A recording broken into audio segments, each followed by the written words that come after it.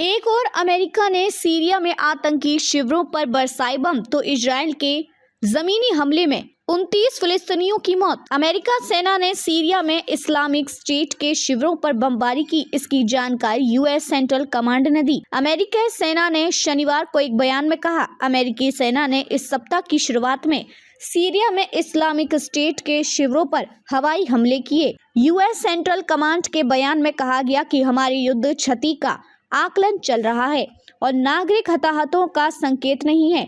इसमें कहा गया कि हवाई हमले जल्द किए गए। गाजा में इजरायली हमलों में 29 लोगों की मौत हो गई। गाजा में इजरायली सेना के टैंक जमीनी हमला कर रहे हैं। शनिवार को गाजा पर इजरायली सैन्य हमलों में कम से कम 29 फिलिस्तीनियों की मौत हो गई। वहीं अंतर्राष्ट्रीय राहत एजेंसियों का कहना है कि हजारों लोग फंसे हुए हैं। निवासियों ने कहा कि इजरायली सेना ने एन्क्लेव के उत्तर में उसके ऐतिहासिक शरणार्थी शिविरों में से सबसे बड़े जवालिया पर हवा और जमीन से हमला करना जारी रखा। गाजा में रात भर में 19 लोग मारे गए और शनिवार शाम को 10 और लोगों की मौत हो गई।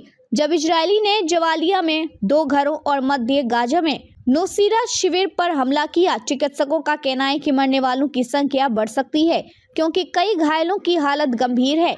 इजरायली सेना ने कहा कि वह हमास के लड़ाकों के खिलाफ कार्रवाई कर रही है जो नागरिक इमारतों का उपयोग कर रहे थे, और कहा कि हाल के दिनों में कमल अदवान अस्पताल सहित क्षेत्रों को खाली करने के स्पष्ट निर्देश जारी किए गए थे।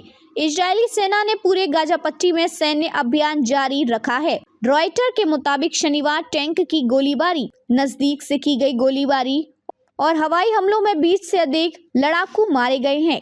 इजरायली सेना ने पूरे गाजा पट्टी में सैन्य अभियान जारी रखा है। जवालिया क्षेत्र में ऑपरेशन एक सप्ताह पहले शुरू हुआ था और तब सेना ने कहा था कि इसका उद्देश्य हमले कर रहे आतंकियों के खिलाफ लड़ना और हमास को फिर से संगठित होने से रोकना था। गाजा में कोई सुरक्षित क्षेत्र नहीं।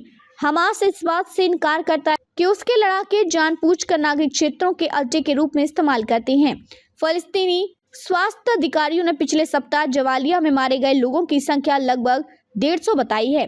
फलस्तीनी और संयुक्त राष्ट्र के अधिकारियों का कहना है कि गाजा में कोई सुरक्षित क्षेत्र नहीं है। 42,000 से अधिक फलस्तीनी मारे गए।